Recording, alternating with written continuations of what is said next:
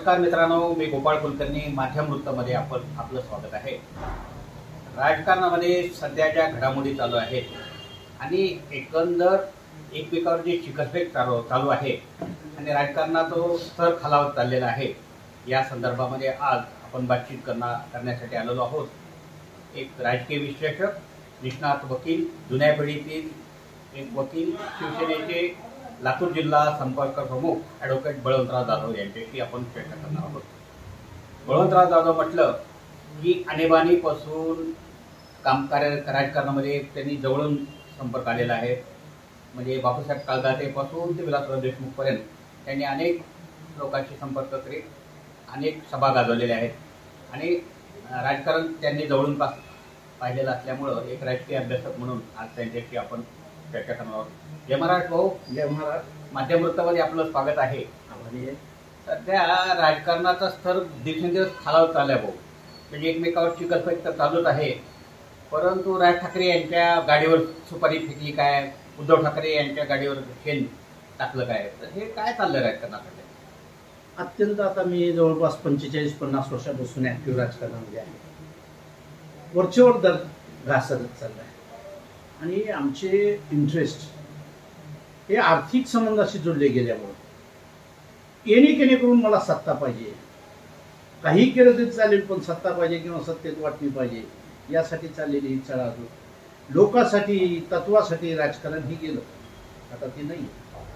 आणि म्हणून लातूरला सकाळी कुणी जी मी पाहिलं, केशवराव सोनवणे असतील, शिवराज पाटील असतील, विलासराव देशमुख असतील, यांनी एक पातळी दर्जा ठेवला.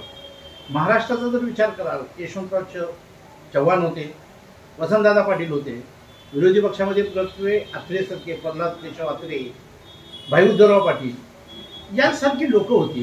वादविवाद व्हायचे त्यांचे, पण ते चर्चेसाठी व्हायचे, लोकांच्या हितासाठी व्हायचे. आणि दोघांनी मिळून या महाराष्ट्राचा कारभार सत्ताधाऱ्यांना, विरोधकांनी चुकतोय, सत्ताधाऱ्यांनी केलेल्या चांगल्या कामाचं कौतुक करणं आणि सत्ताधाऱ्याच्या झालेल्या चुका त्याच्या समोर मांडून त्याला चांगलं काम करायला भाग पाडणं हे विरोधी पक्षाचं काम आहे. पण हे होताना आता दिसत नाही. त्या राऊतचं सकाळी बोलणं ऐकलं तर ते गटाराचं चेंबर खुललंय काही काय अशी सकाळी एकदा सुरुवात होते आणि त्याच्यावर पुन्हा तुम्ही तुमची इलेक्ट्रॉनिक मीडिया राऊत असं म्हणाले, आता तुम्हाला काय म्हणायचं, सगळ्या महाराष्ट्रामध्ये ते चालतं. त्याच्यावर राणे साहेबांची प्रतिक्रिया, राणेचं त्या राऊतचा उल्लेख एकेरी करणं, संजय राजाराम राऊत म्हणणं, त्यांचं वय काय, त्याच्या वडिलाचं नाव काय, त्या पडाळकरचं, हे ह्या महाराष्ट्रामध्ये काही लोकांनी इतका दर्जा घासलेला आहे की टीव्हीवर बघितल्यानंतर आम्हाला हे आम्ही राजकारणात आहोत या ह्याचे सदस्य आहोत याचा आम्हाला आता किरस यायला लागला. आणि म्हणून ही दर्जा सुधारला पाहिजे, यासाठी महाराष्ट्रातल्या सगळ्या विचारवंतांनी एकत्र होतं. विचारवंत राहिलेतच कुठं असं मला वाटायला, ते आता विचारवंत राहिलेच नाही. अशाच लोकांना विधान परिषदेवर घ्यायचं की ज्यानं विरोधी पक्षाच्या माणसाच्या अंगावर जाईल, अशा राज्य माणसाला घ्यायचं की ज्यानं विरोधी पक्षाच्या लोकांचे कपडे काढेल आणि खालच्या पातळीवर बोलेल, अशा लोकांना जाणीवपूर्वक विधानसभा, विधान परिषदेवर घेऊन ही दर्जा ढासळणारी जी भाषणं आहेत ते भाषणं करायला लावायची. या पद्धतीचं राजकारण जे चाललंय त्याची मला आता किरस यायला लागली आणि वाईट आहे. ते कसं सुधरेल ते देव जाणे. राजकारणाचं प्रदूषित झाले भाऊ आणि सुशिक्षित माणसांना तर असं वाटतं की आता राजकारण नकोच, राजकारण गेलं चुलीत असं म्हणून ते हे करत आहेत. तर याला जबाबदार तर विविध जे काही लोक आहेतच. मी म्हणलं ना, शेवटची जुगलबंदी आम्ही बघितली विलासराव देशमुख आणि गोपीनाथरावमध्ये.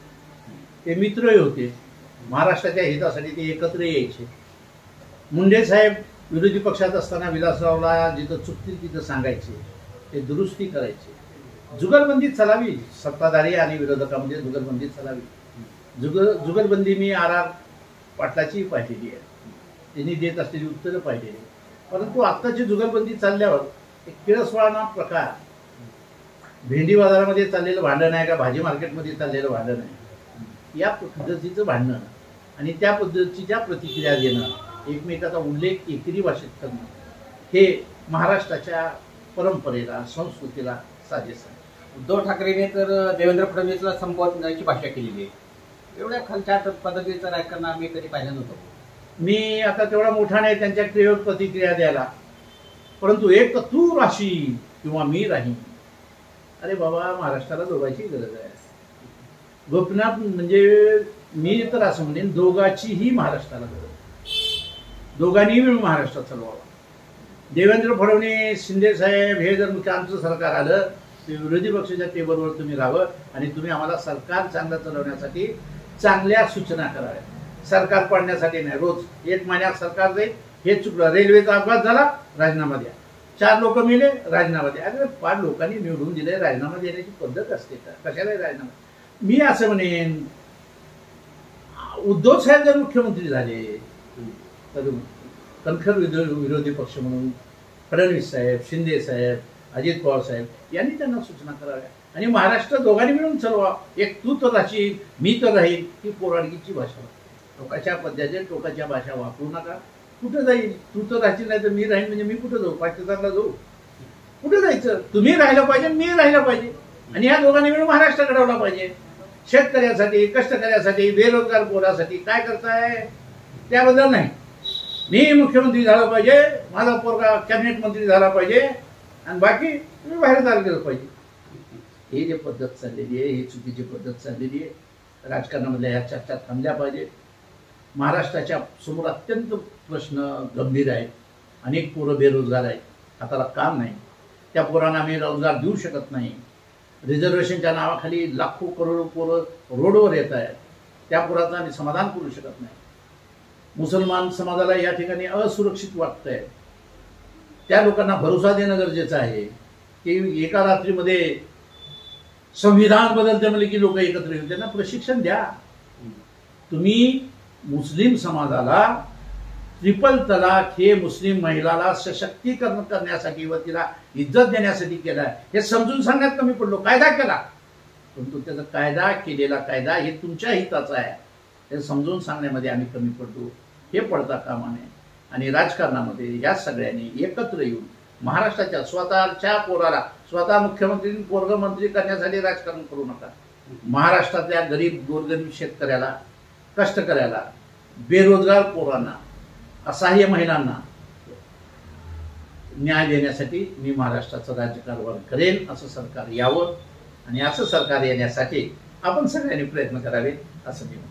भाऊ, इथल्या स्थानिक आमदारांनी तर देवघर फोडलं अशी भाषा केली. आता काय मी म्हणलं ना, विलासरावचे पुत्र म्हणून त्यांच्याकडे बघितलं जात आहे. जी विलासरावच्या विचाराची पातळी होती, 1995ला विलासरावचा आम्ही सगळ्यांनी मिळून पराभव केल्यानंतर दुसऱ्या दिवशी सकाळी भेटायला गेलो. ज्या माणसांनी प्रचार प्रमुख म्हणून पार्टी केली त्या विलासरावला म्हणले, या बळवंतराव या, तुमचं अभिनंदन म्हणले. मी म्हणलं हाडलंच आहे, पण तुमचं अभिनंदन ना. आणि हे म्हणले की तुमच्यामुळं नाही, आमची माती आमच्या माणसामुळे आहे, तुमच्यामुळं नाही. ही पात्रता कुठं? आणि ज्या देवघर म्हणतात त्या देवाला गेल्या 5-10 वर्षामध्ये तुम्ही किती नमस्कार केलाय ते लातूरकराला माहित आहे ना. फक्त ऍक्टिंग करून बोलायचं आणि नाटकी बोलायचं. लातूरच्या पाणी प्रश्नावर हा माणूस गेल्या इलेक्शनमध्ये भाषण केलं होतं. नळाला तुटच्या लावून ठेवा, उजनीचं पाणी 2 महिन्यात येतंय. कुठं आहे? एक तर प्रश्न विचारला या प्रश्नावर. त्यामुळे हे नाटकी राजकारणामध्ये स्वतःला व्यापारी म्हणून घुसलेले लोक आहेत.